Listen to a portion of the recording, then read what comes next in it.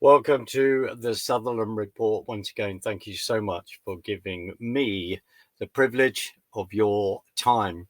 One of the wonderful things about doing this is the people that you meet. And what's very nice is that when friends make introduction, especially international guests, and it's fantastic to be able to bring on my next guest. I'm just going to say a big shout out to John Haller to say thank you so much for introducing me to Nicole, who is a journalist based in Jerusalem. And I will get Nicole to pronounce her surname. In between all the other tech hassles I've had, I want it to be said right. That's Nicole, thank hilarious. you. Thank you for Yeah. joining me. Please pronounce your wonderful surname. Yes, that is also a technical difficulty. Yes, Nicole Jansezian. And I also had to learn that name very well after I got married to my husband, Yeah. Jansezian. Brilliant. Nicole, thank you so much. I didn't mean to be rude, but in the technical grief that I was having, you were having, that completely went out my head. Nicole, you are a journalist. Dear John Haller, mutual contact friend, has introduced us, so I'm very grateful for that. So, Nicole, could you explain what you get up to, and then we get straight into a couple of things that we want to discuss. Nicole, thank you. Okay, sure. So, I don't know if you can tell by the accent, I'm not sure, but I'm originally from the US. Yeah. I moved to Jerusalem over 20 years ago, and I had trained as a reporter. It's what I studied, and it's what I worked in the US. And I always wanted to be where there was action. And I asked myself at the time, where would there be a place where there's always action? Because, like Afghanistan comes and goes, and Iraq, there was a war, then there wasn't. And I was like, oh, maybe Jerusalem. And, sure enough, looked uh, looked for I Googled reporter job Jerusalem. I found a position at a Christian organization. I was like, okay, sure, let's try it. And I've been there ever since. Right in the middle of the Intifada, I got here in the year 2001, and that's it. Found my action. Brilliant. You unfortunately, in one sense, you did, and you know why I'm saying that. But Yeah. from a creative writing point of view, I I get that.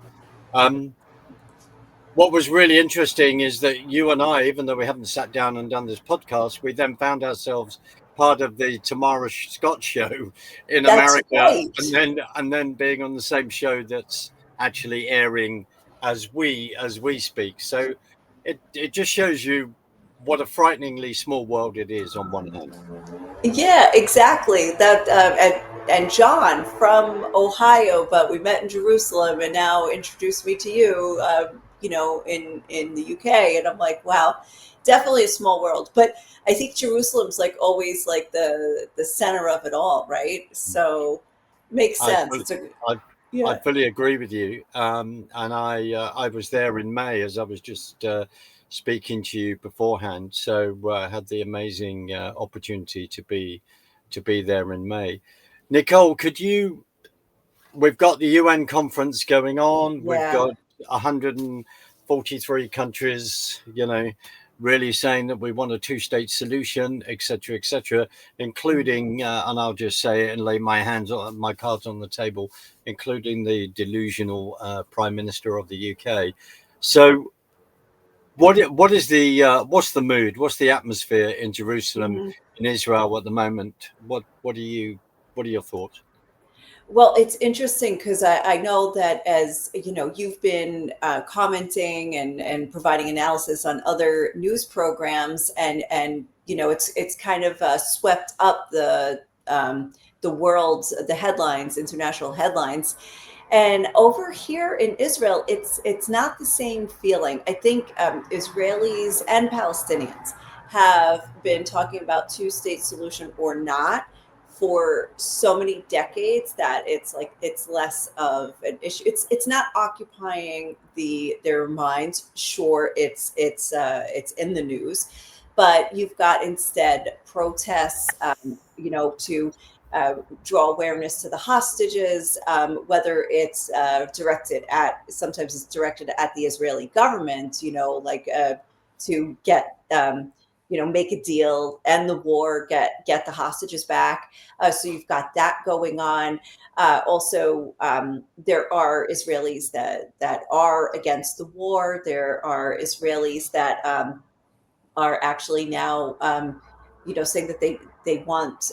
There are some reservists who are refusing to serve, but then there's of course the Israelis that are for ending the war, like going in and going all out with the war. And so it's just like you've got all of the opinions here, and it's I think what has happened, it's more actually become an economic issue, where like if countries are saying that they want a two-state solution, and if Israel is saying no, like the current government is definitely opposed to a two-state solution, there is this sense of isolationism, Mm. or and that is affecting the economy, or could potentially affect the economy. It's also being reflected in certain policies, like whether or not Israelis can travel. I think there are warrants, or out for some military leaders, and even some cabinet ministers. Like if they go to certain countries, they could get arrested. So these are the topics, more so than the two-state solution or not, and or recognizing a Palestinian state. I would say a lot of Israelis are for having a Palestinian state, so that they can just separate and say, okay, there you go, have your state, and then now we know what borders to defend. As opposed to like the West Bank or Judea Samaria, which is like integrated Palestinian towns, Israeli towns, all next to each other, and it's much harder, and the military runs that whole area. So some Israelis are actually also for it.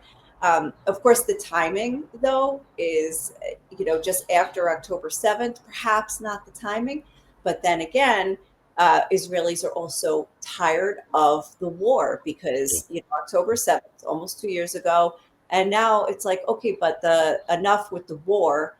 And yeah, so there's so many opinions Yeah. going on right now. When they say they want a two-state solution, as you and I, if we go through the history, this has been offered 4 times, Mhm. refused 4 times. But right now, how would a two-state solution look like? And we could then argue that we've already tried the two-state solution in recent times by withdrawing from Gaza in Mhm. 2005. So if they now are saying we want a two-state solution, well, we've tried that in Gaza, but what would it then look like? Where is this state going to be?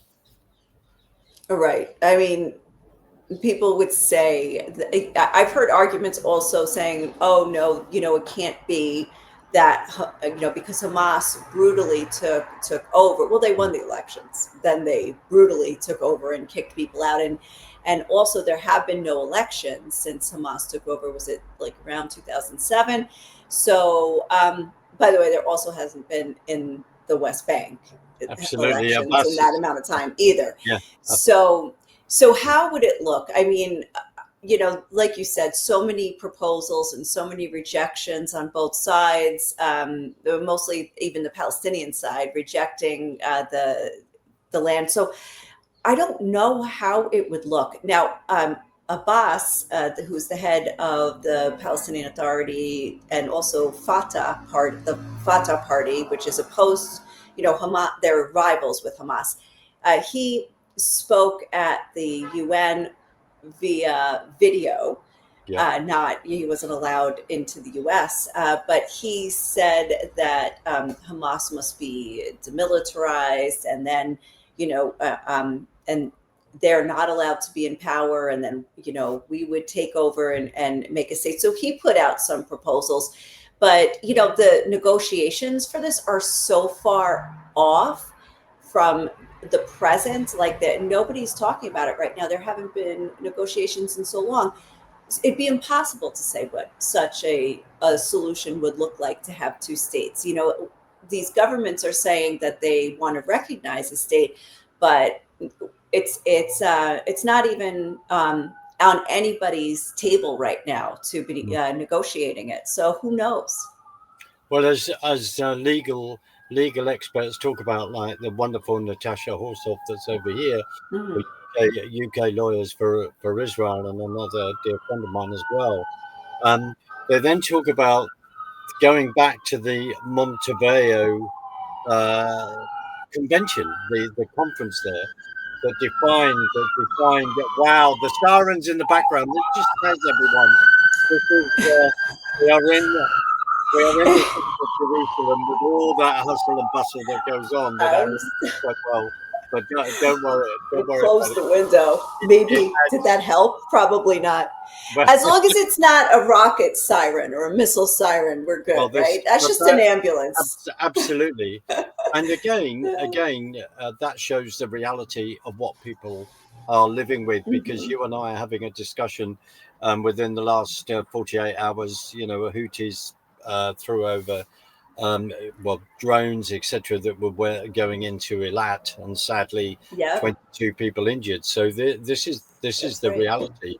But looking at the Montevideo Convention and saying how you then define a state, this whole discussion of a Palestinian state doesn't even fulfill any of those regulations. And as you rightly point out in regard to Abbas, we have to say this, that he's 20 years into a 4-year term, so Yeah. he has not had any. There's been no elections there. And also, what do we do with huge major issues which are appalling, like pay for slay, that if any the encouragement to then Hmm. take Jewish life. This is what we're doing. So, Nicole, you said, I mean, how do you negotiate that, if at all? Because Hmm. Bibi Netanyahu has already said this isn't going to happen. So what? Sorry, I was going to say, how do these arguments then play out? I, they there still are arguments for that, despite what you're saying, and of course that is a very strong viewpoint here in Mm. Israel as well. Obviously, like we are not going to reward terrorism, and we can't trust this government to not start a war or prevent terror, as we've seen. However, there is also a very strong viewpoint here that the separation, that some kind of separation would also free up the military from being in control of the West Bank. There would be more clarity. There would be more separation. There would be if then Palestinians had passports and had freedom of movement, it wouldn't be Israel's fault for not letting them through a checkpoint or to the airport, or so there is a strong argument as well that if they had rights, it would first of all free up Israel from being, a military power there with these decisions that they are constantly having to make. It would also, people hope that it would make the society, just having that freedom would hopefully translate into perhaps better relations.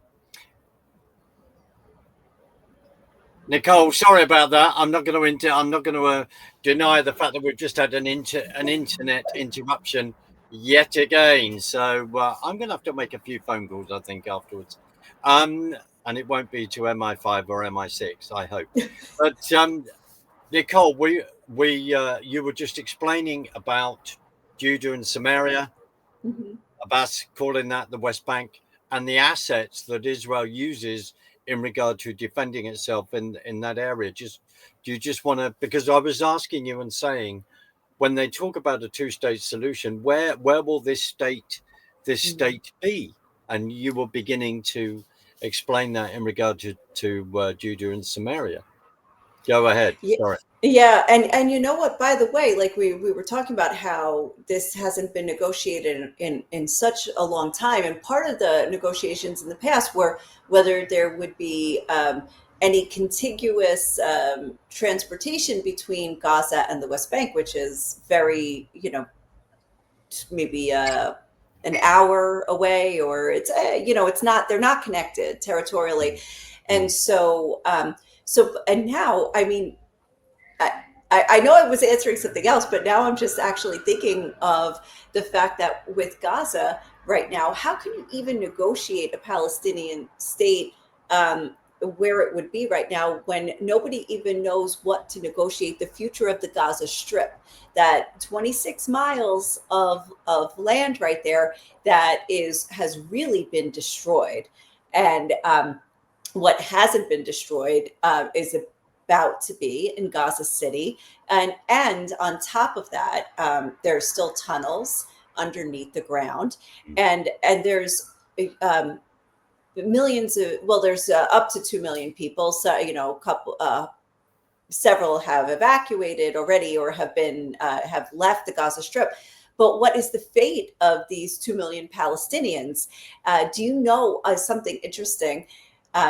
Is that even if they have family, like some of the Christian Palestinians who live here in Bethlehem have family in Gaza, because there were 1,000 Christians before the war started. Mm. But they are, I asked, actually, as somebody who I know has cousins there, and I said, well, have they evacuated? No. And I said, well, why don't they just come here? And she said they're not allowed.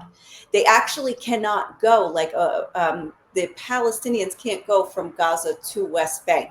They have to go from Gaza if they want to get out to another country. So when we talk about the Palestinian state, we talk about the land. Um, we can't even now, until whoever is going to negotiate what happens, what is the fate of the Gaza Strip and the Gazans who are there now and who are leaving.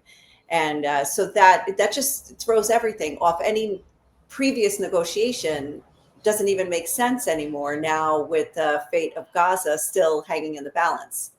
Well, unless I have this wrong, I've always thought that under the Oslo agreements that you could not recognize a two-state solution, a Palestinian state, unless you've actually sat down and tried to negotiate that. And of course, I think around about Mhm. 2000, 2001, within that time frame, there'd always been two other recent attempts to create the two-state solution.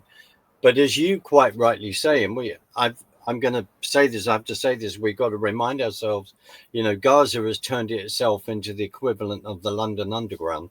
We look at the 250 hostages taken on the 7th of October, 48, I think, still being held. I think I'm correct in Yes. saying that. Sadly, some of those are dead. We've seen awful pictures that have come out of that, of a young man being asked to, they're saying, laughing as he's supposedly digging his own grave. We look at the picture of him Mhm. before he went in there, the picture now, it's indescribable. And what we're saying is, I suppose I'm saying this from my observation, you want a two-state solution? What, you're trying to join Gaza, what, with the West Bank, as they would call it? What's that, a tunnel system? I mean, it's not going to work.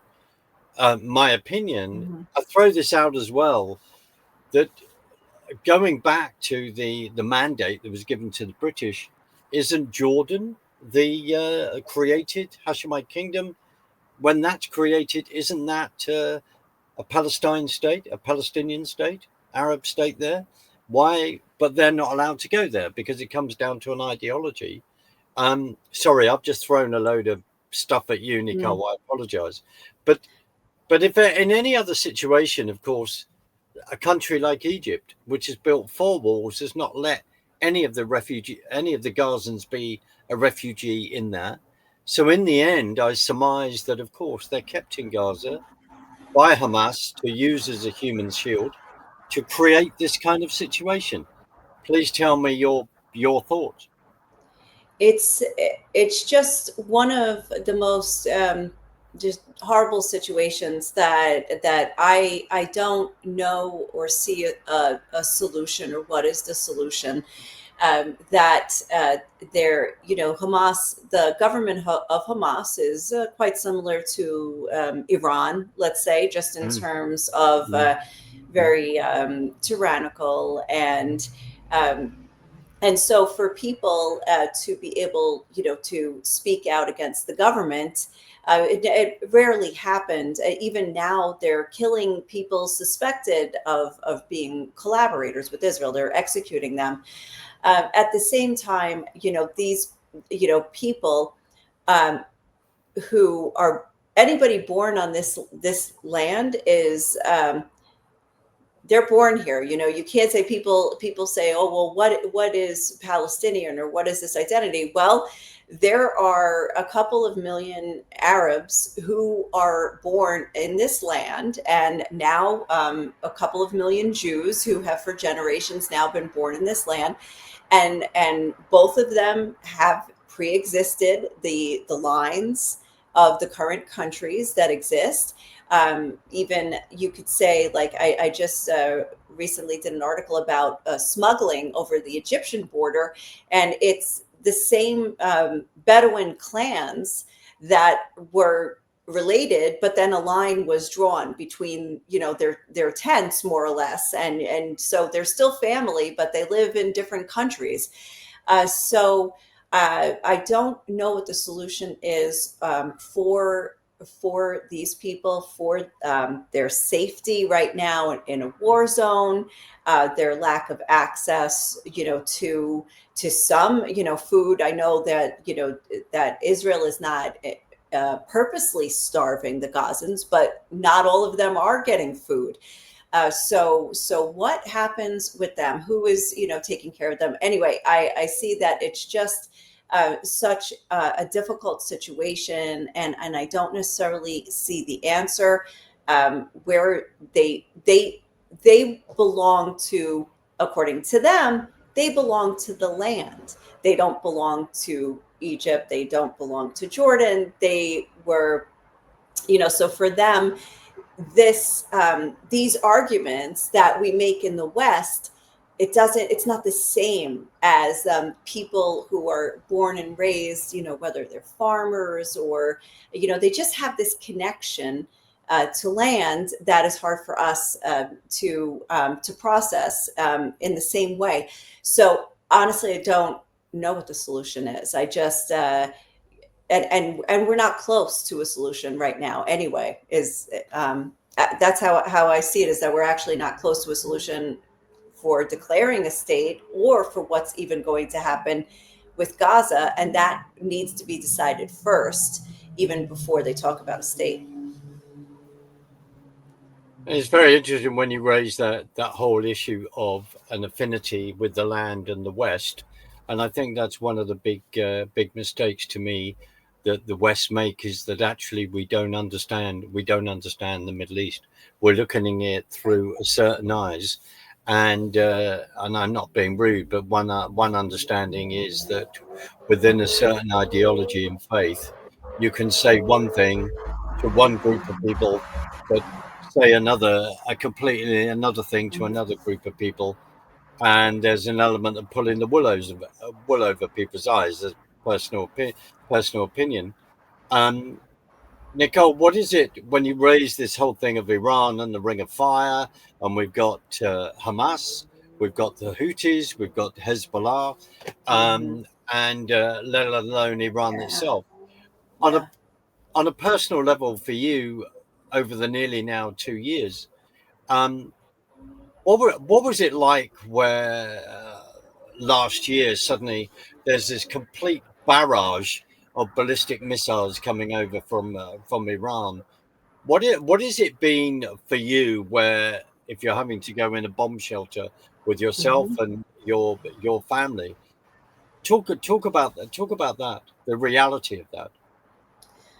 Yeah, that's something that obviously, is it obvious? I've never experienced that in the West. I never, had that. I was in New York when the Twin Towers came down, but again, we didn't realize at the time there's just that's one isolated attack, but the barrage of missiles. It really baffles me that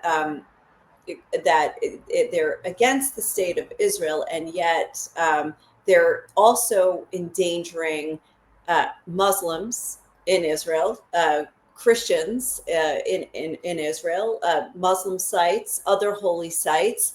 They go after civilians. Um, it's it's funny how you adapt really quickly, because now, for instance, there's a joke going around Israel, but before it was a joke, I actually experienced it in the house. When there's a siren, you know what my kids ask? They because they know I always got it like on my phone, and they're like, "Oh, where's it from?" And if I say, they'll be like, "Wait, is it the Houthis or Iran?" And if I say it's the Houthis, they're like, "Oh, could we just stay in the house?" Because when Iran was striking, it was more frequent, and the intensity of the blasts and the interceptions was beyond anything I had experienced. And I think I was once doing a live. I was doing a live when there were sirens. So I was like, guys, I'm just going to leave the live stream running. And I went to the shelter, and you could see, but it was pointed, the computer was pointing to our window, and you could see interceptions in the background. Wow. So that was unlike anything I've experienced. And it was um, definitely a heightened sense of caution. We've been through a lot of different missiles, and like Hamas has the most crude ones. Hezbollah has they're much better arms. The Houthis, they get them from 2,000 kilometers away. That's and then Iran was definitely like the most intense bombardment that we've experienced. And then quickly, I mean, going back to Gaza, and where we say with the Hamas and Ariel Sharon, they withdraw and then they turn it into a rocket launcher pad. Mhm. And this is what we're dealing with. And when I think it was 10,000 Israeli citizens, including people that have been buried in cemeteries, were then taking out. So again, that's the history that we're dealing with. And when I was there, I just really gobsmacked by the stoicism there, where this is the reality on the ground. It's at times indescribable. You've got to go and experience that, which is the Mhm. strength, which I would turn around and say the strength of the Israeli people for a variety of different reasons because of history. I mean, if we go through history and we look at that region and how people came into the land and how that economically then improved before 1948. And I'm not saying any of this, Nicole, to be clever, because I think history is so important. Going back to this and the history of it, otherwise I don't think people understand it at all. And no, I just wondered what your thoughts are on that, really.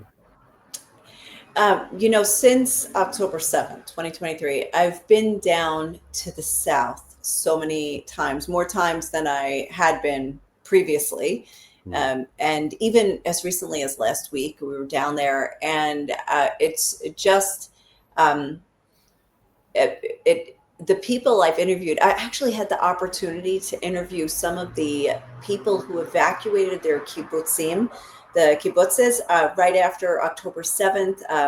Between like the 8th and the 9th, they were all like, they got them all out of there, and they were all around the country, some in Eilat and up north. And I was in Eilat on October 12th. So it was just a couple days later.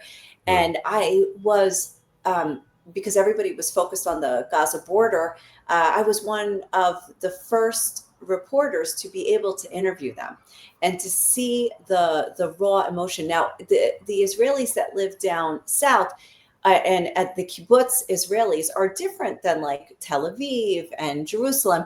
They're very much also connected to the land. They love farming. They love the green. They're very secular, left wing. Just different. Like in Jerusalem, you have a lot of like religious Jews, and the ones down there on the communities down there, they're very liberal and secular, and just it's totally different atmosphere. So a lot of Israelis also feel like, just what they're still grappling with what happened on October 7th. I mean, of course, obviously, psychologically, mentally, everything, but also from a governmental and a military point of view, what happened? What went wrong? How did how was this failure brought, like, how could this be allowed? How could this have happened? You talk about the best intelligence agency in the world, between the Mossad and also the Shin Bet, the Shabak.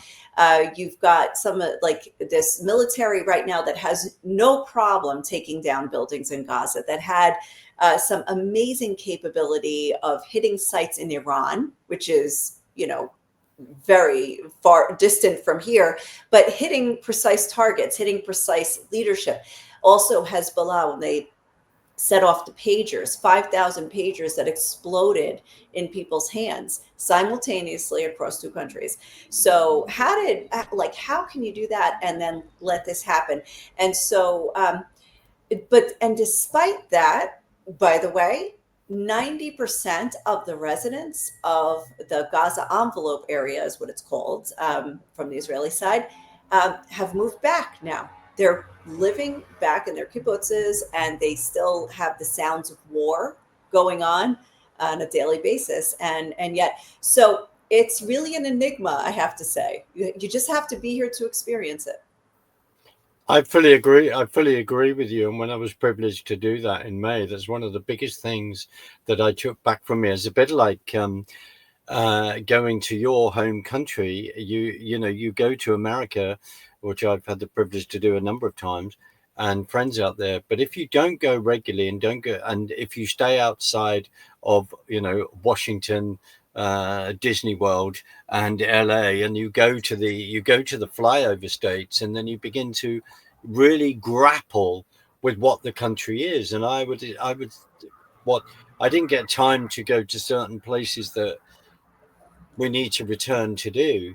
But I think Mm-hmm. what you've explained is absolutely right. Whereas this complete dichotomy and mixture, and also then an understanding of why you've used that word left wing, why there is this viewpoint. And I, without sounding too conspiratorial, I would say yes, like we have a deep state, America has a deep state, I believe Mm-hmm. Israel has a deep state.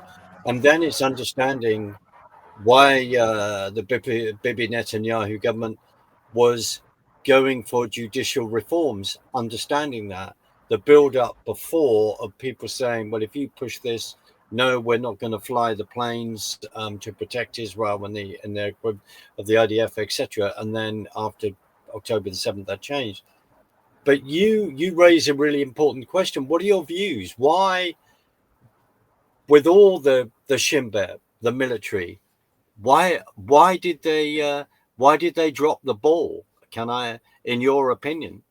I can't tell you. I cannot tell you. To this day, it's still, there are theories, and and not just theories like conspiracy theories. Mm, There are people have their arguments and their viewpoints, but there hasn't been an official investigation. And by the way, regarding the deep state, both sides are competing, saying like, no, you're the deep state, you're the deep state. mm, And as far as judicial reform, I've heard both sides of the argument, and I'm not with one or the other. I have to say they both make a compelling case. In fact, the quote unquote left wing, I think, makes a better argument against judicial reform than for it. So I don't know, but we don't have to discuss that now. Anyway, it's off the cards right now because we're just dealing with the war. I hear you. Um, I hear you. but so it's just like, this it's a nation of so many different opinions that are allowed to gather. I mean, just look at the Knesset itself, the Israeli Mm, parliament, mm, mm. 120 members. And I don't know how many in this one, but in like a couple recent governments, Bennett's government, there were 13 parties represented Yes. in this one government, and I Yeah. think 8 of them were in the coalition. How do Mm. it's crazy. So there's a lot of opinions, but one very big issue right now is people saying the government needs to do a report and an accounting for October 7th. The military has done it to some extent. The military has taken responsibility for some things. I don't think people are necessarily satisfied, but there was an attempt. Whereas with the government, there's no attempt. They haven't done it yet, and people are extremely upset about that. So I, we I, will. he- I hear you. Um, Mhm. and I tell you what, another time I'd love you to come back and we can explore those even deeper. But Nicole, I want to go in a completely different direction. While we've got say 15 minutes, the sirens in the background. This is Again, I'm checking my phone. Hold on, let me see. I okay. You've just think yeah. we're okay. I Okay, good. think we're okay. Thank, thank Just you. ambulances. Right. Well, we look at another subject that is very close to your heart, which is Armenia and Azerbaijan, and of course, lots of recent history in regard to that. But recently, the two heads of state were in the White House a couple of weeks ago, not a couple of weeks ago, maybe a couple of months ago. You wrote an article about that. Um, Hmm. and there is this whole thing of where the Donald Trump is going, we're going to build Yeah. a big, beautiful road. I'm going to pay for it. Then I think in your article and in other reports, there was talking about a delegation from Congress, from the Senate, American politicians going over to look on the ground. And again, Azerbaijan and Armenia have tell me if I'm wrong, there's a situation where you've got a piece of land that is way away from the rest of it in regard to It's Armenia. crazy. There is this enclave. So I suppose Hmm. there's a slight parallel here to some people's thinking. So where are we at with Armenia and Azerbaijan? Is peace deal? How is this going to work out economically for the future, and particularly with people in the enclave? Sorry, I do apologize. The name of that. What is The Armenian enclave yes, or the Azeri enclave? right.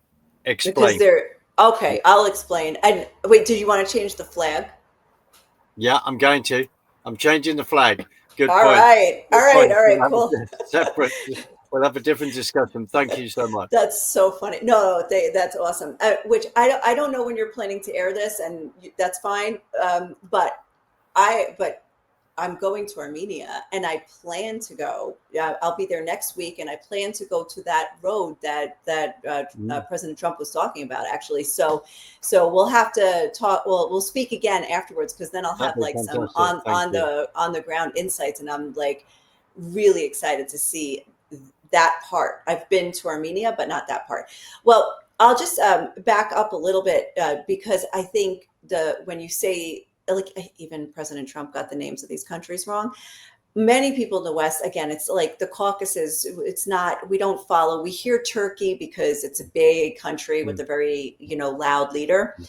But going back to just give a little bit of the history, Armenia is the first nation to have declared Christianity its national religion, and that Yes. was in the year 301. And the king decided, after he was healed, and he said, "Okay, we're all going to follow this God, and we are going to be Christians." So the entire nation converted to Christianity. 100 years later, they also wrote an alphabet so that the people could read the Bible. And so Armenian is a unique language, and this is ancient. So we're talking like from the year 301 is when this started. And at that time, Armenians who were then following Christianity came to the Holy Land to see where this, faith was born. And so that's why you have an Armenian quarter here in Jerusalem. And so it's just this amazing connection. Some Armenians here are, from ancient generations. Some, though, have relatives. Their relatives escaped the genocide.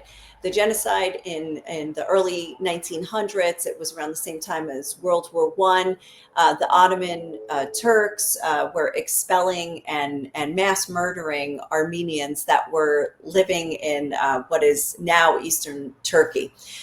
So anyway, if you could picture Armenia in the middle, surrounded by Turkey with no diplomatic ties on one side, Azerbaijan very tense and no diplomatic ties on the other, Iran sharing a very short, like 27-mile or 42-kilometer border, Yep.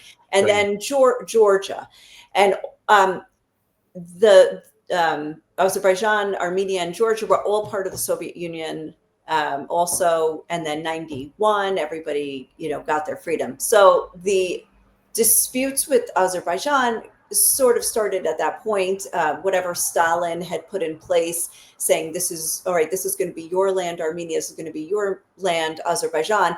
But one of those enclaves that you mentioned to Armenians was called Artsakh, and to the world recognizes it now as Nagorno-Karabakh.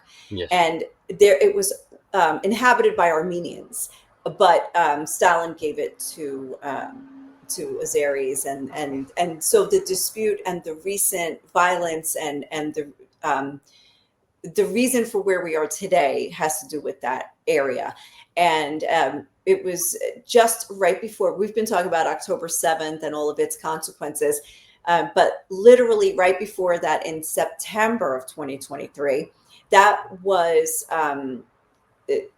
what happened there, how it came to a head. It hit following, I think, a 10-month siege that the Azeri military placed on the Armenians living in that area. No food getting in, no medicine, no people getting out, no Red Cross in or out. They at some point, an attack was launched and an invasion began, and the Azeris are way better equipped militarily than Armenia. Armenia is 3 million people, and Azerbaijan is, I think it's 10 million or more. It could be, it's at least 10 million. And also Azerbaijan has, by the way, very good ties with Israel, with the state of Israel, and they buy weapons from Israel. So it just makes for also complications between Armenia and Israel. Anyway, those Armenians fled into Armenia. Some prisoners of war were taken. And so this was, just in late September, early October, and then suddenly, Hamas invaded Israel, and then nobody was looking at this region anymore. But Trump has recently come in and wanted to negotiate this border. And what Azerbaijan, being, having more power at the moment to negotiate, they want a land crossing that would get them across Armenia, because at the south there, Armenia has this strip of land where it's between Azerbaijan and an Azeri enclave, and then Turkey right after that. And so they want to be able to get right across, whether by rail or by road. But they couldn't. They had to go like up through Georgia and around. And by the way, Iran has that border and goes into Armenia, with their trucks, and they actually, have good relations. And which is ironic, like the Islamic Republic, the first Christian nation, and then you've got like the Muslim nation of Azerbaijan with Israel, the Jewish state. It's just like all bizarre, right? So Trump negotiated a settlement that would be like, okay, we'll build the road and we'll monitor it so that Azerbaijan could use it. Some Armenians are still very upset with that, though, because there was no mention of the prisoners of war. They want them released. They want them out of there. And but the ones who were for the deal say, look, the Aliyev, the president of Azerbaijan, he was going to take it by force anyway, and then more of our soldiers would have been killed, and we would have lost more land. So yeah, so it's one of those conundrums that you can't figure out. But what would have been better? I mean, there's very strong opinions on the matter. I don't know. You know, it's a tough call, I have to say. But Armenia is sort of this shrinking country, and it's such a shame because it is like, you when you come to Israel, you know that you feel the history, you see the history, and it has a specific Middle Eastern feel to it. When you go to Armenia, you feel the history as well. Churches that are from the 600s and 700s, and crosses engraved everywhere, like even on the side of the highway. Like, it's just this amazing open air museum of a country that to this day is still a Christian nation. So anyway, I encourage everybody who's listening to really get to know Armenia and really pray for the country, for its security and safety.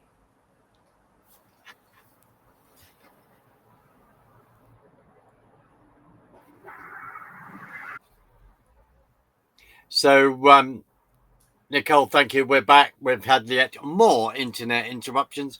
I'm going to be honest.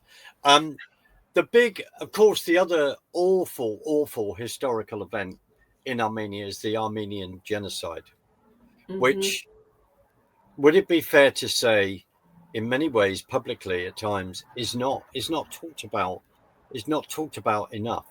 I just What is the Armenian reflection on that, and maybe um, their annoyance that this isn't talked about enough as a very important, awful historical Mm-hmm. event? What are your thoughts?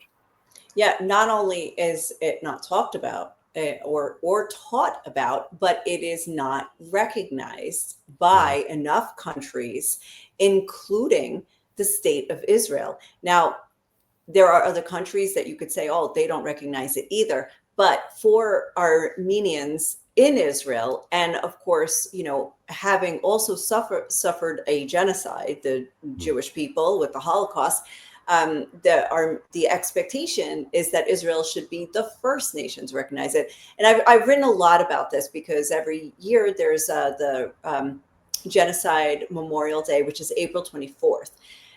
And here in Jerusalem, they have a ceremony, and many Israelis attend, like a lot of academics and professors will come, and just other people who their heart is really there.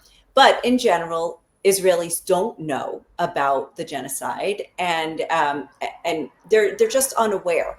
But the ones who are feel that it's a moral obligation of the Jewish state to recognize the genocide. So there was also, I don't know if you heard recently, there was a podcast interview that Prime Minister Netanyahu did with a famous American host of Patrick Beit David, who is a Syrian and Armenian background. And he challenged Netanyahu and he said, how have you not recognized the genocide? And Netanyahu said, oh, yeah, we have. Here, I just did, and just said it like that, which actually was flippant, according to like a lot of people that I interviewed, very upset with that. They said it was extremely flippant, and it was false. It's never been recognized because of relations with Turkey and now relations with Azerbaijan, so they don't recognize it. So that is an open wound on the Armenian people. You see it very specifically here with Armenians living in the state of Israel, who feel like a little bit like they can never really be at peace until Yeah. maybe they have that. Some of them say even it's too late now. But yeah, so there is that, and it doesn't necessarily give them the chance to close that trauma and be able to start the healing process. So anyway, Also, with as far as the Armenia, I can tell you we were there on April 24th one year for the Memorial Day. And I mentioned before there's 3 million people in Armenia.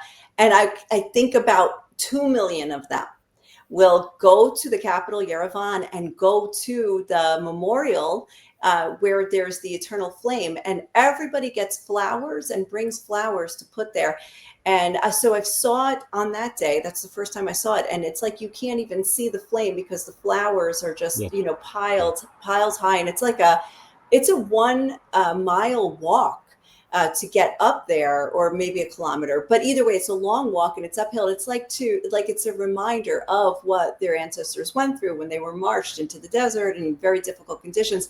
So we participated in that. And then most recently, when we were in Armenia, we went back to see it, and I was surprised. I'm like, there with no flowers, it's just looks totally different. So it's definitely something that is observed so tightly by the nation and by Armenians worldwide, and it's something we should all know more about as well, because it wasn't just an ethnic issue, but it was also religious, because the Armenian Christians and it wasn't just the Turks or the Ottoman Turks at the time, and Turkey today does not recognize it as that. They don't recognize it as a genocide, but it was also the Kurds and also other groups affected, in the wider scheme were also the Greeks and the Assyrians, and also Christians, also for their faith. So, it's a very important part of history. And Hitler even said, he's believed to have said, of course, our plans for the Holocaust will succeed, because after all, who remembers the Armenians? So it's pretty profound. Deeply profound. I mean, do you have a figure, Nicole, on the amount of people that were killed in that genocide? Is there? I say it respectfully. Is there a figure of the Yeah, amount? for the Armenians, the Armenian figure is 1.5 million Right. that were killed, and I'm not sure about the numbers for the Greeks and the Assyrians, but I think they're numbering in the hundreds of thousands as well. And out of a could we guess what the population was at that time? Yeah, I don't know, so you can't quote me on this, but it was mostly against Armenians who live in what is present day Turkey. It was the eastern part of Turkey, and so I don't know how many, but it was. It was the ones who survived, and I also don't know the numbers of those who survived. But for instance, my husband's grandparents also escaped on foot and marched through Syria to Jerusalem. Wow. So a lot of Armenian communities now that you see in the Middle East, they grew after the genocide because they were marched from Turkey into Syria, and so they either stopped in Aleppo, in Turkey, in Lebanon, in Jordan, and also here in Israel. And when you mention Aleppo and because of Iraq involvement, Afghanistan involvement after 9/11, over here within the West, we'll see these cities on the map and go, okay, that's where everyone is. Again, I don't mean this rudely, but in one sense, we dismiss it because we're not in full understanding of the history that you are talking about. Was the when was the date of the Armenian genocide? Was that just before the First World War? Yeah, it spanned from 1914 to 1918 or 19, but there were rumblings as well in the late 1800s. There were large massacres from in the late 1800s and the early 1900s, but it really went into action, from 1914, and then over a span of several years, when world attention was turned elsewhere, this was happening unmitigated, and they really stood no chance. Like I read a very difficult book to read, of written by a survivor, the only survivor of her family, and it was called Ravished Armenia. And there was, I just didn't know the extent of how gruesome it was. It was, yeah, so it was a little disturbing. It's not your nighttime reading, let's put it that I way. hear you. I hear you. I'll ask you any details of that book. It'd be wonderful to put that in the description. Forget it. Okay. Forget it. Nicole, I'm going to end this by saying a huge, huge thank you. I do apologize about the internet disruptions. I'm so Fine. pleased to hear the noise of Jerusalem. Thank Amen that that's just noise of sirens going around business, and that there hasn't been any other awful rocket launches and stuff like that. But it just shows the atmosphere and the mood of a city that is very much in my heart. Nicole, where in the last sort of minute, where can people find your work? Where can they find you? Oh, thank you. Well, first of all, from my website, you can find everything. So that is probably the easiest to remember is Nick Jan, Nicjan. So you don't have to spell my whole last name. Bless you. .com, and also on YouTube. It's if you go to YouTube, at Nicoleness is my channel, and I try to go live about once or twice a week, just as events warrant here in this crazy place that I live. Brilliant. Well, I'll get all those descriptions off you. Thank you. Nicole, there's part of me that thinks I think we need to go to Armenia. There's a huge story to tell there. I think Yes. maybe off air we'll discuss that. But I just want to thank you so much for joining me. Please, if I may, can we do this again? I would love to be able to do this again. I was thinking, like, we didn't even cover Syria or Lebanon. So, like, yeah, well, Absolutely. yeah, we'll have to do this again I think we because, do. I yeah, think we do. It'd be yeah, wonderful to have this very, very important history lesson, particularly as we're referencing from the fall of the Ottoman Empire and the implications of that. I think this is really, really yes. important. Nicole, I'm going to play us out. Please don't go away. I'll say goodbye to you on the other side. But it's been lovely to meet you via this and sit down and have this wonderful conversation. So Mark, thank you thank so you. much. No, Yes, thank you, Mark. I really appreciate it. Thanks. thank you.